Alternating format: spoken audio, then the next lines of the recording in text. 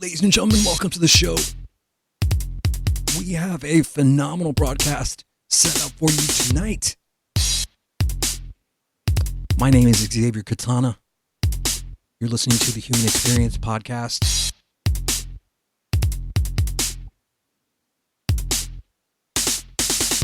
Tonight, we're going to be exploring the idea of meaningful coincidences, synchronicities.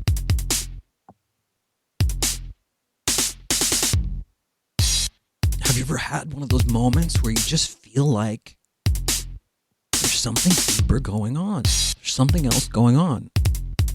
When everything falls into place in this perfect sort of way.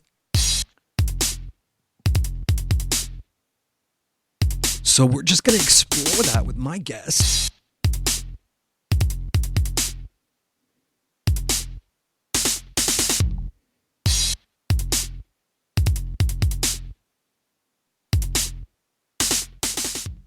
The human experience is giving your life a deeper sense of meaning as we welcome my guest, Dr. Bernard Beitman, onto the show. Dr. Beitman is the first psychiatrist since Carl Jung to systemize the study of consciousness. He's a graduate of Yale Medical School. He did his psychiatric residency at Stanford University. He is the co-author of an award-winning book, the founder of the Coincidence Project. Bernard, it's a pleasure. Welcome back to HXP. Great to hear your voice here, Professor X. Yeah, I've missed you, man. It's been a few years since we've talked. Why don't we just kick this off? I think most of the people that are going to be listening to this episode, they have an understanding or an idea of what synchronicity is. But as a synchronicity scientist, what do you say? What is synchronicity? Let's talk about science and synchronicity first. Okay. I'm glad you lead with that. Okay. There's been lots of books written and a lot of people talking about synchronicity and let's add serendipity. They are both important, meaningful coincidences. That's why my title of my book is Meaningful Coincidences, to include serendipity as well as synchronicity. And a couple of other things too. It's a broad term, meaningful coincidences. But what is the science of meaningful coincidences? I'm paraphrasing Thoreau, who said, "Build your castles in the air, but then ground them, bring them connected to earth." And I'm the connector between those castles in the air and earth. And that's what science attempts to do, come up with the good ideas. I mean, our audience knows that synchronicities happen. And they have all kinds of ideas about how it happens, and they hear different reasons and explanations and uses. And I've tried to bring a systematic view. And what's a systematic view? Well, a good science begins with description. And a good description usually involves categories. Mm-hmm. So I have developed in the book Meaningful Coincidences a bunch of different categories for meaningful coincidences. So that's the beginning of a science. Mm-hmm. Yeah. So what's the first category then? Well, the first category is meaningful coincidence, and underneath meaningful coincidences, there are 4 categories. Okay. One is synchronicity, one is serendipity, another is the lesser known seriality, and the fourth is an interesting one that happens a lot more than people recognize, that I have named simulpathity, which is the experience of the pain or distress of a loved one who is at a distance from where you are experiencing that distress. It's an important idea, that people can feel the pain of a loved one who isn't in the same room. It's more than empathy, or not the same as empathy. It's empathy at a distance, if you will. And so it's fun to try to figure out, because I'm ever curious about how that works. And maybe we'll get to my model for how simulpathity works. But that's a fourth category. The ones people are most interested in are synchronicity and serendipity. And what is synchronicity and serendipity? But let's start off with what is a coincidence. Mm-hmm. Because part of this, again, is being as clear as we can about definitions. Mm-hmm. A coincidence is the coming together of 2 events in a surprising and unexpected way that somehow seem to have an explanation and may somehow be meaningful to the person experiencing it. I'll say somehow and maybe, because a coincidence is still a coincidence when we don't know how to explain it. Once we know how to explain it, it's no longer a coincidence. It's a connection between 2 events, and that's just cause and effect of some kind or another. So that's a coincidence. Mm-hmm. Meaningful coincidence is one that has various emotional elements in it. A meaningful coincidence adds that the 2 events, it's usually 2 events, but it can be many events at the same time or over a period of time. The primary emotion of a meaningful coincidence is surprise. Like, what?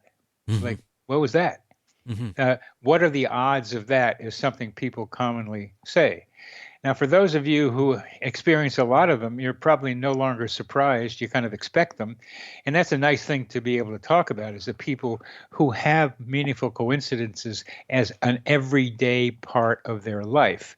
But what I'm talking about is the beginning part of this. For beginners and for the beginning of a science, is just make it simple, which is the primary response to 2 events coming together is surprise. And for me, one of the events that made me very surprised and very unexpected took place in San Francisco in 1972.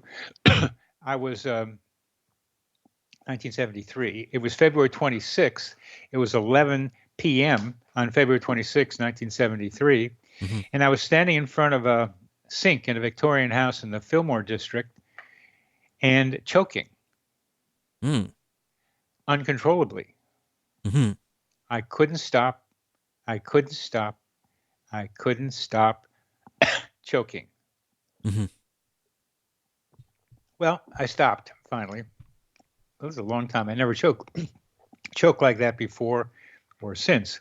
So it was pretty outstanding. The next day, my brother called me and said that our father, who was in the hospital and seemed to be recovering well, our father had died, and he died by bleeding into his throat. I was experiencing something like what my father was experiencing as he lay dying. that was a surprise because I'm a psychiatrist. I went to medical school. We weren't told about anything like this before. So I said, I got to look into this. So that was the surprise. Amazing. What's the probability of this? A second part of meaning is that the two events have overlapping meaning. They have meaning in common. And clearly in this situation, my choking, my father's choking were very similar. Not the same, but very similar. So the two events are analogs of each other. Mm-hmm. The similarity is variable across coincidences, and people stretch the similarity sometimes, and that's part of the fun of trying to help people figure them out. But this is pretty close, both people choking. So then comes the question, another question of meaning: what is the significance to the person experiencing the coincidence? My father, I couldn't ask, obviously, but indirectly he was talking to me. So the meaning to me was that my father died on February 27th, 1973. Mm-hmm. February 27th, which was the next day, I was February 26th in San Francisco. He was 3,000 miles away in Wilmington, Delaware. That was February 27th. That's my birthday. My father died on my birthday. Wow. So yeah, so I said, that's, that wow was what I did. I was like, what?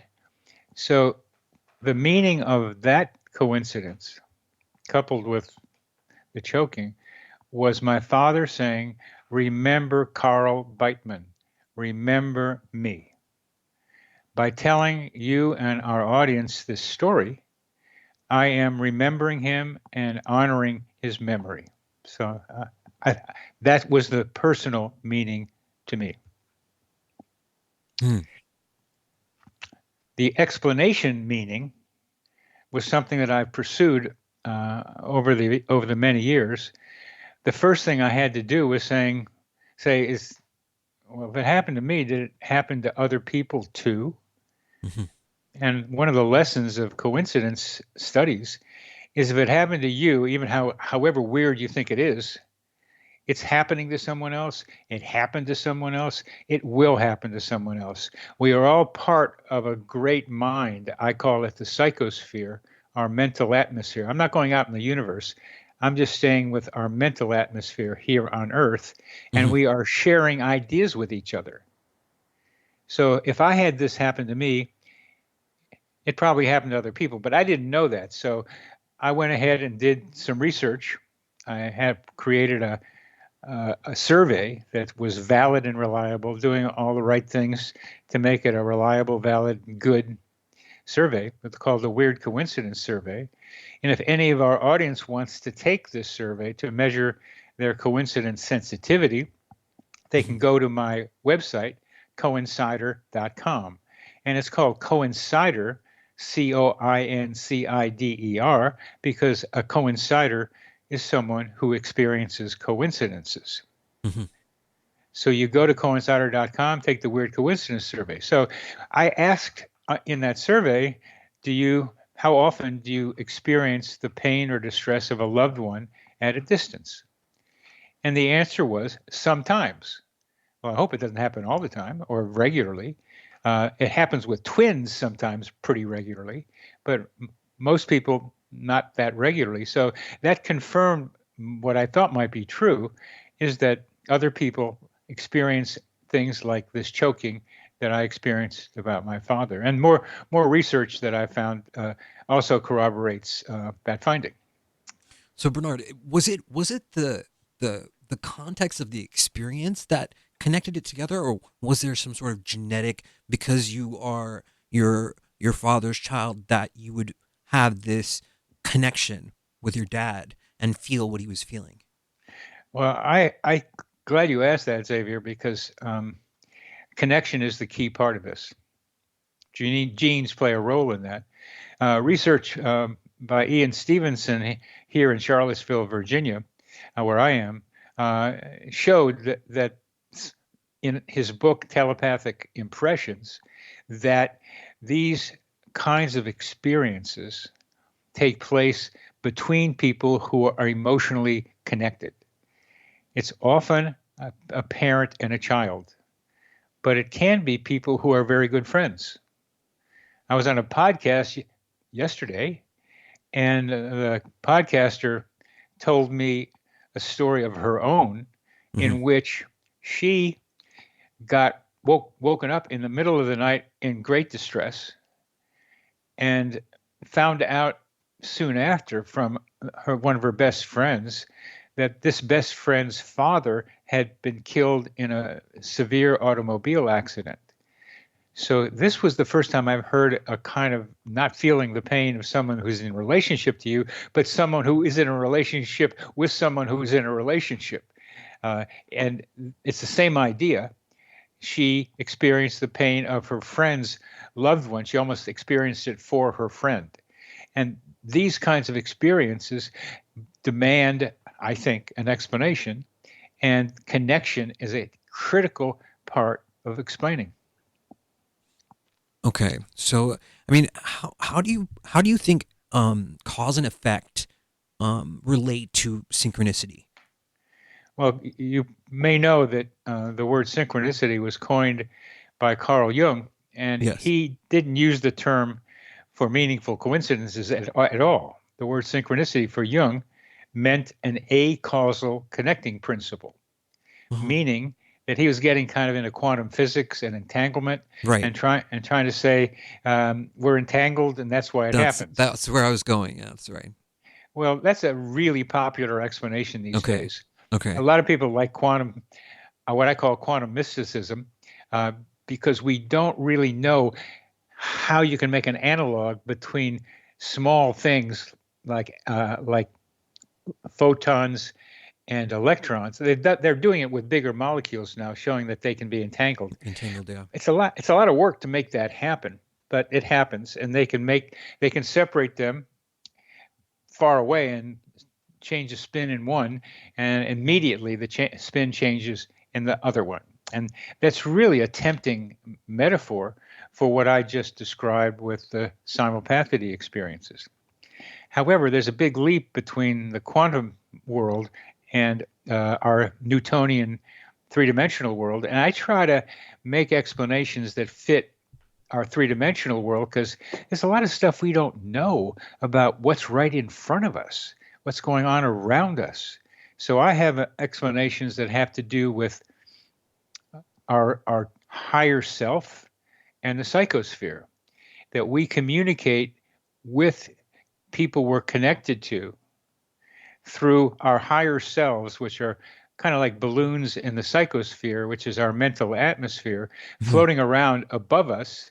And because we have a good connection with somebody down here, there's a good connection between the higher selves in the psychosphere. So if something happens to one person, it goes up to the higher self, which connects the information over to the other one, and then the information goes down to the receiver. That's my simple explanation of it. There's a couple of assumptions there. Do you have a higher self? And is it located in three-dimensional space? And is there such a thing as a psychosphere? Those are the basic assumptions. If you can make those assumptions, it becomes the beginning of an explanatory model. So what I'm gathering is you're not connected to Jung's definition. You've created your own definition for how these events occur. Yeah, the Jung's synchronicity principle, like so many other interesting principles, including entanglement, are placeholders for further investigation. They're not really the final explanation. Jung needed another word because he knew that regular causation is not the best explanation for a lot of this stuff. There's more to it, and he was right. But whether it's his friend, the quantum physicist that helped him think about quantum mechanics, whether it's that or not, I don't think so, because I'd rather make an explanation that is more in tune with the reality that we're living here. And when I can't do that, then I'll go to something else. I mean, there are certain moments where someone will say, "Oh, I had a synchronicity," and I'm like, dude, what are you talking about? Like, Good. it was two things that seem like they're related, but they have nothing to do with each other. And it's something that's in their own minds that they're feeling.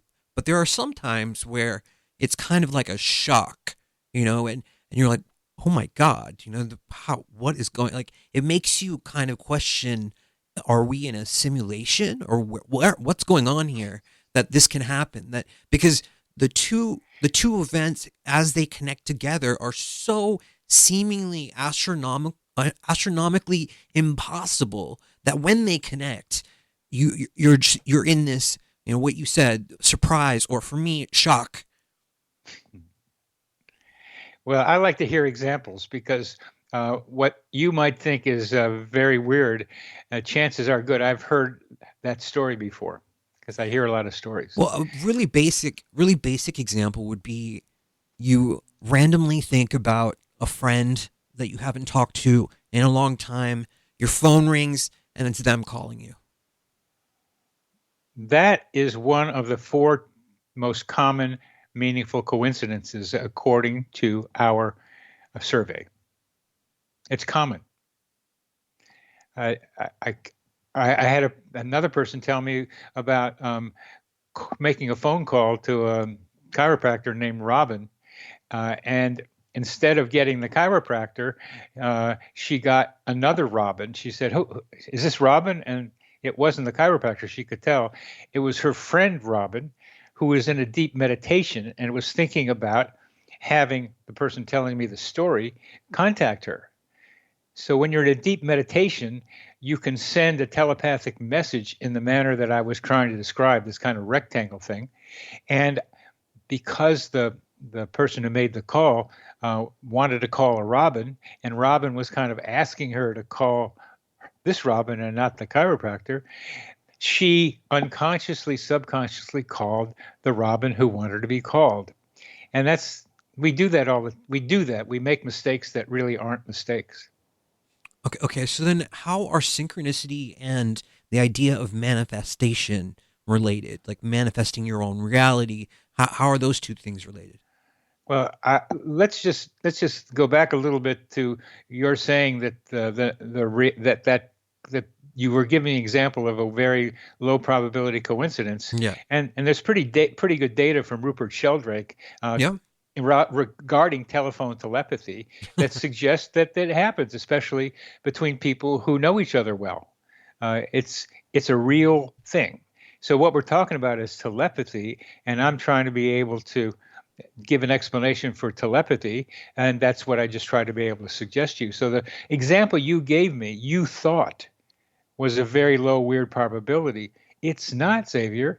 It's one of the most common coincidences that people report. What do you make out of that? So there could be some type of morphogenic field that connects all of us together, and science just hasn't gotten up to the point of defining it just yet, and that's what we're experiencing. Yeah. Rupert's kind of narrow in his morphogenic field definition, but it's the same general idea. So then, back to my last question, which was, Yeah. manifestation, because there is this idea of creating your reality by putting energy into certain thoughts. So how does that relate to synchronicity? The simplest definition of a meaningful coincidence is an odd, surprising, hard to explain connection between a mental event and an external event, something in the environment. So if you are thinking of something like wanting it to manifest, then and it happens, that's a meaningful coincidence until we find an explanation for it. So that's a basic, most common kind of coincidence, mind environment coincidence. When you're doing it on purpose, it gets a little interesting. Because it's not just you manifesting. You have to be able to manifest something that's reasonably possible to happen. For example, if you're an Eskimo somewhere north of Fairbanks, Alaska, Mm-hmm. and it's winter, and you still happen to be living in an igloo, if which still happens out there, and you want to manifest something, you won't be able to manifest a camel with a guy riding the camel who wants to sell you some rugs. Mm-hmm. It's not going to happen. Right. That's too hard. So the probability of things being able to happen is a key part of manifestation. It's got to be reasonable and something that's possible in the environment that you're in. So probability plays a key role in meaningful coincidences and in manifestation as well. So if you want to manifest something, for example, a woman had a dream that her son got into Duke. She wanted her son to get into Duke. Mm-hmm. Well, that's what she wanted. And then she had a dream that he got into Duke. Did she manifest his getting into Duke? Well, he had to apply first. He had to have enough credentials to be able to be considered, all of which she knew. She thought of it as precognition, mm-hmm. As well as manifestation. But there's also an ability of our minds to process information and estimate the probabilities of something happening. So she could also estimate the probability. And there might have been an element of just precognition in there too. So manifestation, that it was very possible, and that he was there to be able to do it, are all the variables that have to be considered in some manifestations. You've manifested things before, haven't you, Xavier? Yeah, for sure. I mean, there are definitely been moments where I've felt like what I was thinking came true, and I kind of think of it as consciousness is a type of lens, right? And you can focus that lens as much as you want. The more energy that you put into that focus, the more real it can become. The more real, meaning more something that you experience through the movement of time. The more energy you put into it, the more real it becomes. Yeah, I agree with that. It depends on what you're picking. Let me tell you what I don't know if I'm manifesting or I'm like discovering this. I can't tell. But this life that we're living here as three-dimensional creatures on this earth could be a lot more fun, is my opinion. I think we don't have to be so nasty to each other, and we could see Earth as a playground for us, a work playground, a place where we can do work, learn stuff, and playing while we're doing work and play. That's my thing. So I'm developing this kind of image that while you and I are talking, there's another reality that's going on in the psychosphere, I'm going to say, for lack of a better idea. And it's a movie. And the movie that I'm imagining, starting with imagine, and so important to quote Einstein here and to quote other people and quote me too, imagination is one of the most powerful things human beings have. And what we have on this planet is a battle for people's imagination. All the stimuli coming at people is to take them away from their own potential to imagine out into buying something or being caught up in someone else's world and not being able to learn to imagine yourself. So it's something you have to practice being able to do, to learn how to imagine. Well, I've practiced this for a long time without knowing that other people were doing it, and I love doing it on the athletic field. I liked imagining running the opening kickoff for a touchdown. I did that twice. I even have a film of my doing 97-yard kickoff return on my website, coincider.com, where you can see me running 97 and being very scared. All these big guys were trying to beat me up, but I managed to elude them and went 97. And it was a wonderful thing. And I'm glad and I'm here to tell you that it happened, and there's the film, and my number 23 is on the back, and you could, anyway, it's enough proof that that this like bespectacled, I'm not having my glasses on, nerd psychiatrist Right. in high school. I was like, fifth in my class and a good student. Yeah. And then I go out in the baseball and football field and do weird stuff like win the batting title in 11th grade, Yeah. and make all conference to be scouted by the Oakland Raiders and football and stuff like that. So it was I had my imagination going because I could see other people doing it. So I thought maybe I could imagine myself also hitting the first pitch for a home run, which I did in a playoff game. And it's surprising to be able to do it. But what I learned from that is you can't be like with The Secret. You can't just lie on your bed and look at the ceiling where there's $1,000 bill and it's going to happen. I agree. There has to be some movement, motion, effort on your part. You can't just sit around. It's not going to just appear in front of you by itself. There has to be some almost reciprocal energy that you're putting into what you want to manifest, right? Yeah.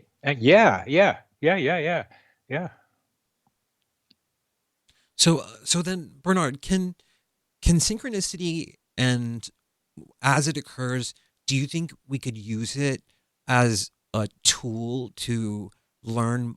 I mean, a lot of the times when I have a synchronicity, I can't think of a synchronicity right now, so don't ask. But a lot of the times when it happens to me, I'll be careful. I would ask. I wonder if there's some deeper meaning that I'm supposed to be absorbing, or some sort of lesson I'm supposed to be learning, or maybe it's a warning, like depending on the circumstance of the synchronicity itself. Amen, brother. It's all those things. I give you a simple example that there are symbols running around. I like to go for walks in the woods near here. Got a couple of 3 trees that I like to communicate with.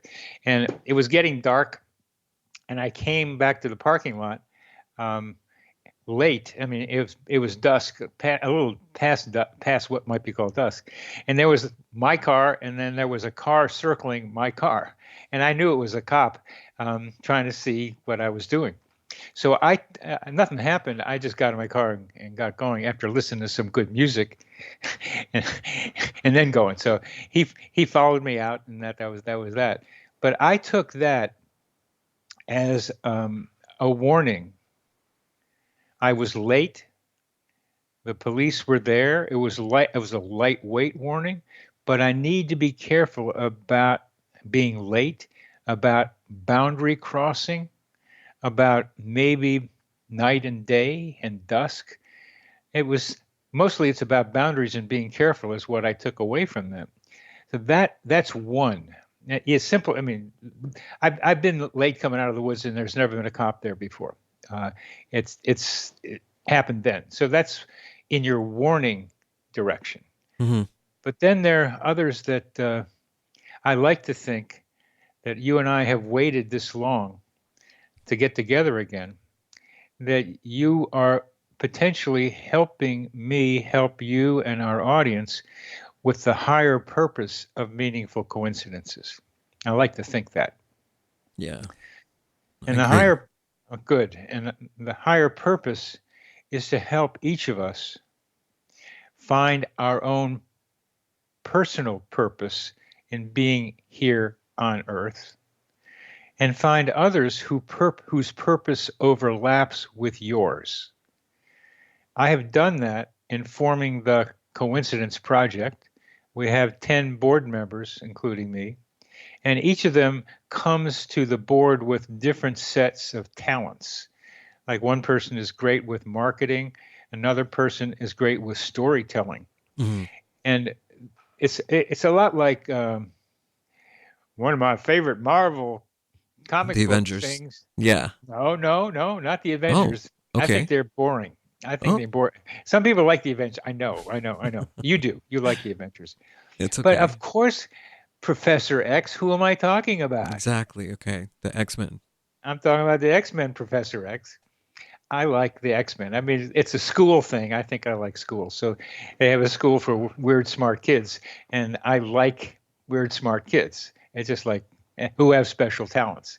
So Bernard, let me get this back on track a little bit, please. So okay, so you're going to a point. You're getting there. To a point. Okay. And I wanting to be able to tell you that this group that I'm part of are people that share a purpose with me, which is to make meaningful coincidences more out there for people to pay attention to and to tell each other coincidence stories. So I'm trying to say we got together with shared purposes with different capacities. Yeah. And the reason for that is to help other people do the same thing, find their purpose, and people who are doing something similar but have different talents. And why? And I'll end it with this. We are in a difficult circumstance here on Earth. We human beings are destroying our nest. We are committing suicide very slowly, and it's accelerating. And we need to recognize that we are each part of a collective human organism. And we need to find our personal purpose, and then find the purpose of our clan, our group, our tribe, and then have our tribe gather together with other tribes and find connections so that we can act together to stop our own suicide. Yeah. And that's some deep stuff. And I agree. I think it's really important to have a tribe and that is connected in whichever way you feel that benefits the earth and is doing something proactively to change their circumstance that we're in and we're on. Because I've had other researchers, scientists on the show, and when I ask them how much time do we have, they say, well, we had time 20 years ago. 20 years ago it was too late. So just moving on, I've got a little bit of a sort of a sideways question. Okay, I don't know how you're gonna. Let me respond to what you just said very quickly, Xavier. So just a little quickly, that you talk about manifestation. I talk about manifestation. So we would have the collective human organism manifest in the ways we were just talking about, a better earth for all.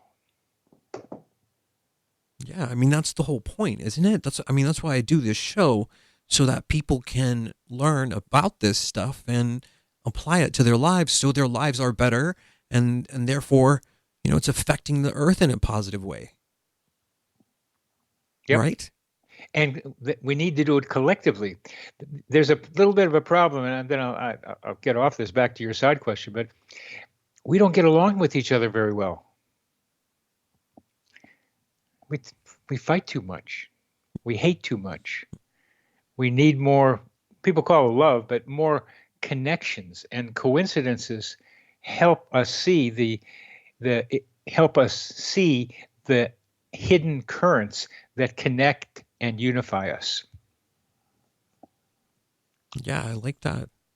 I mean, that these types of events could be indicating or pointing or leading us to the understanding that there's more than just this physical thing, in front of us.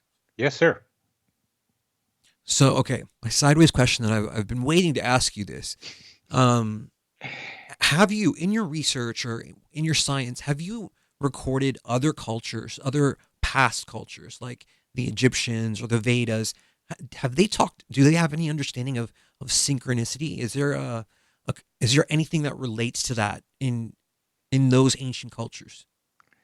The ancient culture that is kind of still around are the Aboriginals in Australia. And if I've read about their walkabouts where they don't have much and they're walking about and they find stuff that they need, and it seems like they're thirsty and they find something under a rock where they could drink and they know it's going to happen. That's an example of expecting meaningful coincidences and being able to have them happen. Manifestation, feeling the environment. But yes, I think they're an example of what probably other cultures in the past have been able to do. I can't tell you specifically, but I'll just give you a very simple example. We haven't talked about serendipity particularly. I was going there next. You're like a segue artist. You just do it for me. Don't even Hey, need me look, here. Professor X, man, I'm one of your students. What do I talk about here? I was gonna get to serendipity, but go ahead and finish your point. Well, the point is that meaningful coincidences have served as clues for how reality works for much of human history. Now, I don't have the data for that. I just have like, let's tell a story and maybe it makes sense to you. But let's say you and I are out there hunting in some forest or jungle or something, and we would like to get a little meat for the people back at the fire at the huts and where they're just living outside someplace. Like base camp. Okay, at the camp. So so what we're doing, and you and me are the good hunters. So we're out there and we see this mark on a tree, and it's a strange mark. And then we trot along a little further, and then we see a particular animal that maybe we've seen before but haven't really known very well. And so we begin to make a connection between the mark on the tree and the animal. And the more we go out there, the more we see there's a mark, and then nearby there's the same animal. So what seemed to be things that were not unrelated to each other, because we're human beings trying to figure out what's going on around here, we make connections. We look for patterns. We love patterns. So the tree mark and the animal became connected. So there was a causal relationship that we didn't know before between the tree mark and the animal that we found. Right. So then that leads me to think: are synchronicities happening all the time, and are we just reaching a frequency at which we can recognize these events occurring? Could it be that? Yeah, and by we, I think currently there are many people who never see a coincidence at all or a synchronicity. They may be happening, but they don't see them. And in order to be able to see a meaningful coincidence like serendipity as well as synchronicity, you have to be tuned into the possibility that they exist. Let's play with words. I think you like words. I love words. Love words. Let's look at the word recognition. The word recognition is recognize. Right. It's a thought, but you have to think it again. So when you recognize something, you've already seen it before, and now, like with that mark on the tree, you recognize the mark, where before you just cognized the mark. So in order to see a coincidence, you have to first have seen a coincidence, or at least heard about them, and hopefully some people who haven't paid much attention will hear our conversation and say, well, maybe I'll look around for some of those. Maybe there will be connections between my mind events and my environmental events, and maybe I'll see if some of those are happening. Like some of the fun ones for me are like coming up with a word. I forget. It happens all the time with there's a word that I start paying attention to, and then that same word shows up in a book I'm reading, and it's a kind of weird word. Those are like our laughers. I enjoy them. They are just kind of fun, and maybe I try to think about them. But if you don't pay attention, you don't remember what you thought, and you don't notice what you thought is also what you just read, you're not going to see a coincidence. I mean, I wonder about that. I wonder if a person that's not in tune, as you say, could correlate two events and then become someone that was in tune. Does that make sense? Yeah. Oh, yeah. And one of the ways that happens is it gets smashed in the face with a coincidence. Something like my father and the choking is like, what? He's like, what? What was that? I mean, it was really weird for my level of understanding of such things at the time. And that made me pay yet more attention to coincidences. And that happens to people sometimes, other people, where they get, boy, that was really low probability. It could be even the telephone thing you just talked about. If strikes the person as really weird, you might start looking for them again. Mm-hmm. Yeah, I mean, I definitely think there could be some sort of event that occurs, and when it does, it could spark something in you that leads you to understanding it better later. Maybe in that moment, you only understand a part of it, but then later on, as things progress, time moves, then you get it.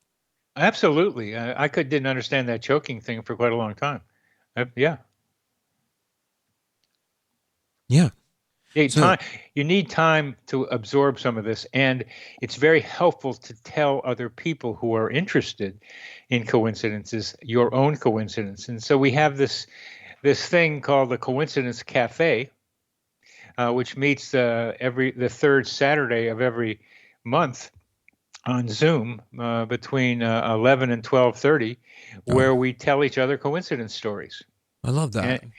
And if anybody wants, if good, maybe you'll join us. If anybody wants to be invited to the cafe, you can email me from my website, and say I would like to be I'd like to be and get the invitation, the link to the Coincidence Cafe, and I'll send it to you. Yeah, man, I'm down. Let's talk about coincidences, but I mean, look, man, like I wonder about, I don't question if this is real or not. Like, to me, when one of these events occur, it occurs. But I sometimes think about, perhaps maybe it could be a type of language. Maybe God, just for lack of a better word, or another word, could God be speaking to us through synchronicities that are so tremendous that it stops everything that we're doing, and we're like, you have to think about it. You don't have a choice not to think about it. Well, if you want to do one of those, look up in the sky, the sun and the moon. They're 93 million miles apart from where we stand. They look to be the same size. What? How did that happen? How did that happen? I think about that all the time, actually. Well, good. That's a wonder. And there are many wonders like that. And my favorite really is chlorophyll. Without chlorophyll, we'd have no plants and we wouldn't be eating anything. And chlorophyll is far out and groovy, man. But there are all kinds of constants that without which this planet would not be habitable for human beings. A lot of people don't like to think about that, but it looks like it's a setup. So are we in a computer simulation? And is that simulation speaking to us in some way through these synchronicities that are seemingly implausible, but then become very real?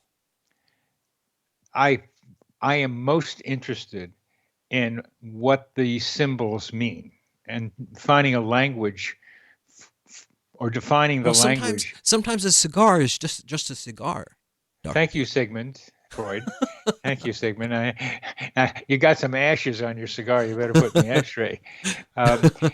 Sometimes they are. Some coincidences are just coincidences. Absolutely.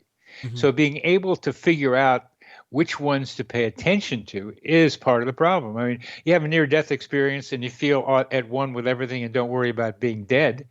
I mean, that's pretty far out and groovy. And that's pretty straightforward, really. The coincidences are messier. Some of them are just like elusive things that don't really mean much. They're tricky. The Joker is around running around making like I like the Roadrunner messing up Wile E. Coyote. I mean, the Roadrunner is like the coyotes usually are, trying to be like jesters and making us wonder, tricksters.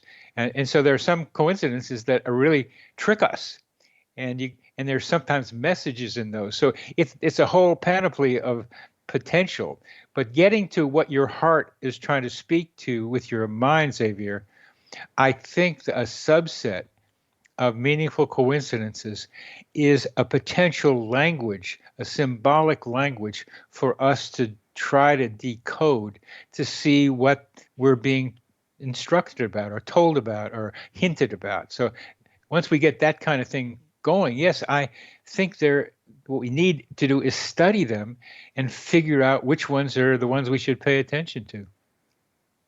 Do you think that there could be uh how can I describe it?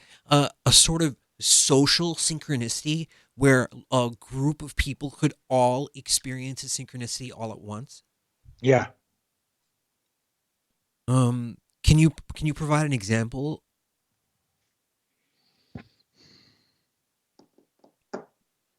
Because synchronicities to me seem very individual. It's the meaning that relates to you. It's something that you are connected to so deeply.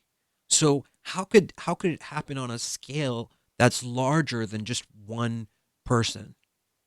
Um, One example is the sinking of the Titanic.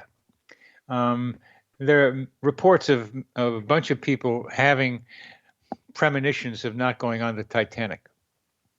There, a group is sharing a meaningful coincidence because Titanic went down.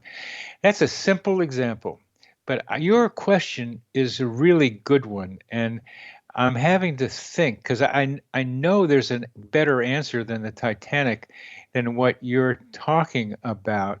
Um, are we going to like? Is it a meaningful coincidence that January 6th is tomorrow, and the House of Representatives is having trouble being able to find a speaker, or because some of the guys who were involved with January 6th 2 years ago are also against the speaker being elected now. Is that a coincidence that we're running through that now? No, Okay. I don't think so. I'm talking about something more. It would have to be more ephemeral. It would have to be. I don't know. I mean, you're the Keep expert. going. I want to hear your sense It would about have to this. be. It would have to be something that relates to people. Perhaps they're seeing the same thing, right? They're seeing objectively. They're sharing an experience or a connection, but then it translates on an individual level. Translate how? It translates into their consciousness on an individual level.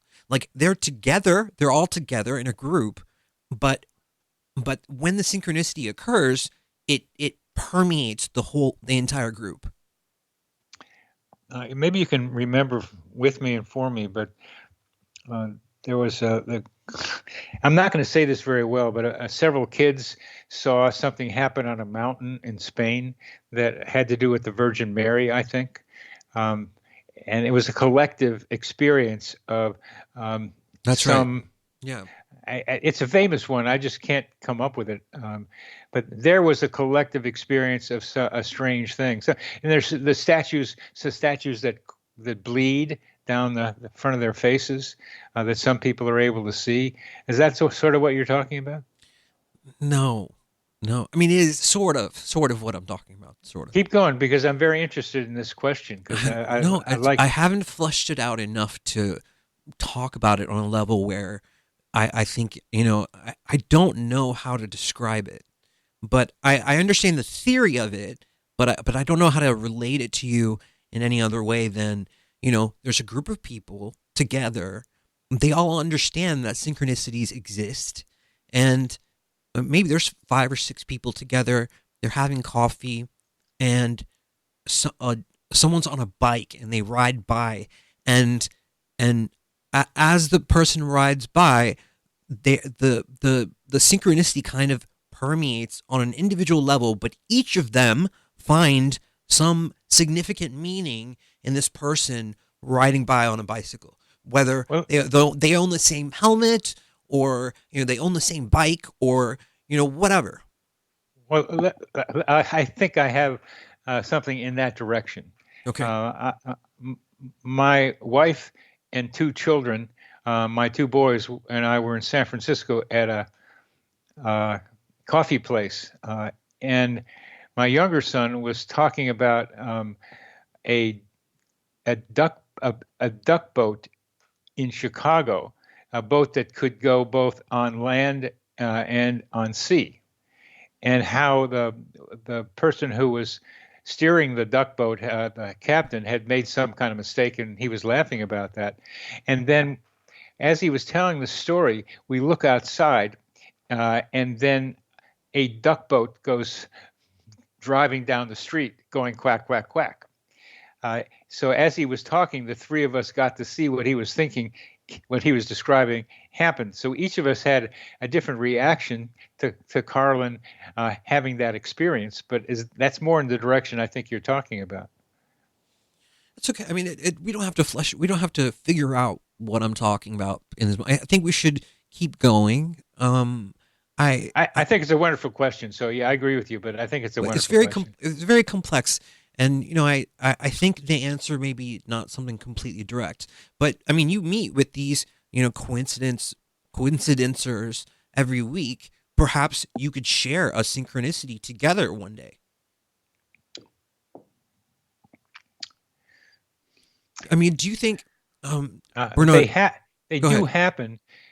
Coincidences do happen between people in our cafe. And sometimes there's a couple of them experiencing some of the same ideas. But I still think you're going further than that.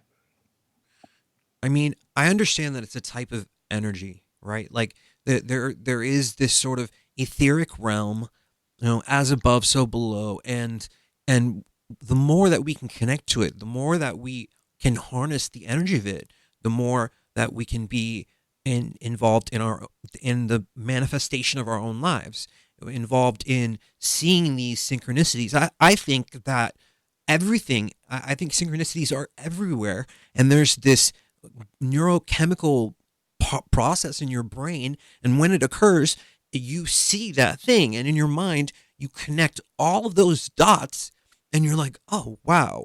So I think it's occurring all the time. I think we're going up into a vibratory frequency that allows us to understand the meaning of it. Yeah, I caution a little bit of that because I think some people are doing just what you're saying. There's a kind of spiritual elevation. People who've had the near-death experiences and lots of parapsychological experiences tend to see a lot of coincidences every day, and lots of them. And is it that they're there and nobody sees them if they're not more spiritually aware, or are they having something to do with creating them, which is what I think. Their vibrational level gets to a place where they're seeing more. And some people who are very restricted and have a narrow view of themselves and what's around them don't see it. But mostly there is a subset of humanity that is seeing more and more coincidences as their energy level rises and their vibratory frequency gets higher and stronger, and that helps them see and maybe experience and create more coincidences. So then, Bernard, how can we use these meaningful events to make our lives better? They help us. Synchronicity helps us, that version of meaningful coincidence, grow spiritually, interpersonally, and psychologically. And Jung was very much into all three of those things as using meaningful coincidences for that purpose. Serendipity helps with happy accidents. It helps us find things that we need without knowing how we found them, but we recognize them. They are the happy accidents that occur a lot. And if you read about Nobel Prize winners, they kind of stumble across stuff and then make up a story about systematically looking for it. So these are very helpful parts of our lives, both of them. Yeah. Have you ever had a synchronicity change your decision-making process? Have you ever had two events coincide that affect you on a level where you've changed the direction of where you were going or in your life? Many times. So many what is, times. how can we explain that? One of the situation which increases meaningful coincidences is when your life is getting less and less structured. When there is stress and you are in a needful environment where you're trying to look around for something that might help you with the problem you're in. But transitions of all kinds, particularly big transitions, but even smaller ones like vacations, are associated with an increase in coincidences. We're looking around for them. So that's one circumstance that tends to increase the number of coincidences people have. Yeah, it's very interesting. I like talking about this because it seems like more and more people are talking or understanding the idea of synchronicity, and it's almost like the gateway into other higher levels of understanding and consciousness. Xavier, you speak in my language. I call it I call it like there's a rocket ship going up, and it's a portal. Coincidences are a portal to that rocket ship that we all can get on and have a great time, increasing our vibrational capacities. Yes. Have you noted any historical examples of synchronicity? Oh, yeah. The way the word coincidence, I'll use the word coincidence because that came first. I Hmm. mean, Jung came up with synchronicity maybe in the 1900s, really popularized it or tried to with his book Synchronicity in like the mid 1950s, 1960s. Serendipity came up in the 1700s. But before serendipity, we had to get the word coincidence into our language. And the event, the coincidence that brought coincidence into American English was the deaths of Thomas Jefferson and John Adams, Hmm. Hmm. 50 years after they each signed the Declaration of Independence. On the July 4th, 1826, which 50 years after 1776, these two men, instrumental in what happened with the United States, died the same day. That was a big surprise to everyone. That brought the word coincidence into common use in at least America. Yeah, yeah. Now that I think about it, it's a silly question. Happens all the time.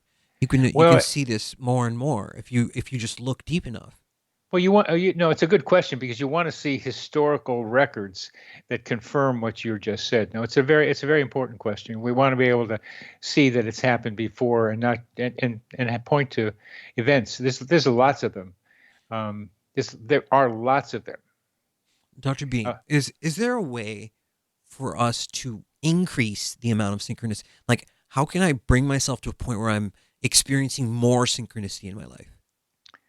First and foremost is to think they might be useful.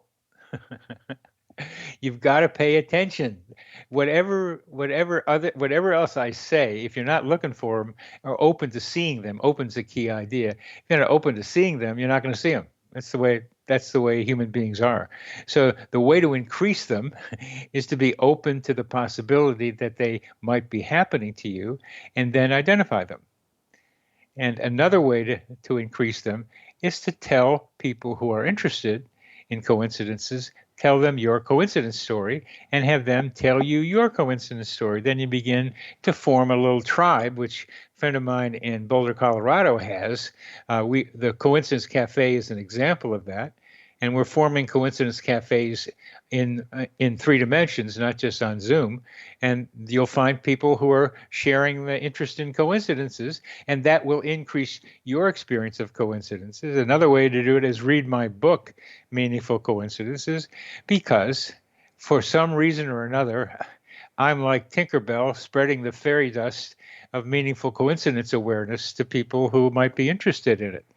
So just having it in your mind, the idea is another way to increase them. Other ways is to look for them more carefully during times of transition.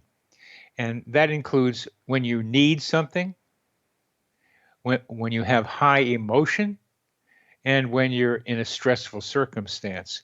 Each of those variables increase the likelihood that coincidences will happen. It's very profound. I liked that a lot. I Thank mean, you.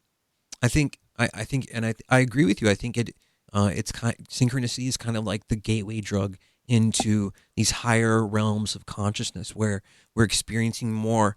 And I wish, I I wish more people were open about their experiences regarding the phenomena itself. Sometimes it's kind of just swept under the rug, or oh, well, people are going to think I'm crazy. Why should I even talk about this? People will But think I'm crazy. yeah. That's what made Jung careful about bringing it to modern science. He thought they would think he was crazy. Uh, the the the main reason people don't talk about them is for the same reason people don't talk about dreams. They're hard to remember. Synchronicities are hard to remember unless you get slapped in the face. You got to write them down, just like dreams. And synchronicities are like dreams in the following way: row, row, row your boat gently down the stream. Merrily, merrily, merrily, merrily, life is but a dream. And synchronicities are a version of the dream life of this reality that we're all running through. Yeah. So write them down. Yeah. I think there's something profound about taking a thought and then putting it onto something physical like a piece of paper. Yep. Yep. It really changes it. I agree. But Dr. B, something I think about a lot is the concept of like fate or destiny. So, and this might be too complex for it might be another show that we need to do this on, but if we have free will, and how does fate and destiny tie into synchronicity? That's a wonderful question. It's a very important question, and you ask it the way a lot of people ask it, which to me is the wrong way to ask it. It's not either or. We have fate. We have free will. We have a limited amount of free will. We have some that we can use, but there are a lot of things that we're affected by that we have not much control over. And that is part of fate. But fate begins to suggest that what's happening to you is inscribed in some kind of code or book about your future. And there may be something to it. And you've been alluding to the simulation thing. And I love the simulation idea. I mean, I like the idea sometimes that the synchronicities are like glitches in the matrix. And they're hints to how the matrix is operating, which is why your question about decoding the symbols is so important, I think. But we don't know what's going on here, is what I'm saying. I don't know. I'm a smart guy. I went to like Ivy League places and like blah blah blah, and I don't know what's going on here, which is why I'm into this meaningful coincidences, because they help us with clues about how reality works, and they show us how it's not just we're all connected, it shows us how we're connected. And I want to look at how we're connected. But your question about fate or simulation are very important questions. But I'm just working from the bottom up and saying, I don't know. We got some free will. It looks like some stuff seems predetermined, but there may be ways to like maybe get around some of that. But I think we got to do this together now. It's getting a little complicated. Mm-hmm. For sure. I mean, Dr. B, we're running out. We went overtime. Actually, I was going to keep this at an hour, but let's wrap this all together for the people. How do you think we can sort of put it in a box and have people understand everything that we're talking about? The box is the book that we could talk about. And, that's one of the reasons I'm here, is to say, I think my book can help people with this. But you want a simpler a simpler box for that. And I think what I can say to our listeners and our viewers, that meaningful coincidences are common, that weird stuff happens, and pay attention to the weird stuff, because there may be messages to you and those you love that can be helpful to you. But you have to be careful. You have to hone your intuition with your rationality to come up with which ones should you pay more attention to. But if you keep looking, if you keep observing, if you write them down, you're going to learn stuff about yourself and your environment that you don't know right now. Yeah, for sure.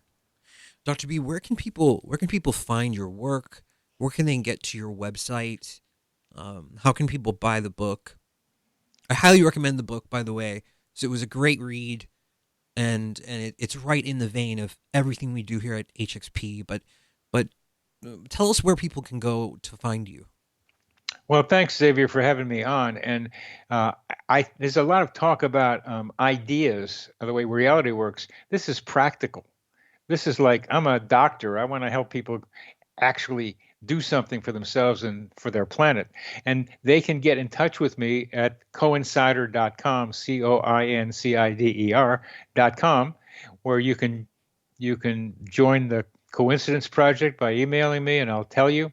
I'll send you the invitation. You can buy the book any place you buy books. I hope you buy them in your local bookstore, or at least order them through your local bookstore.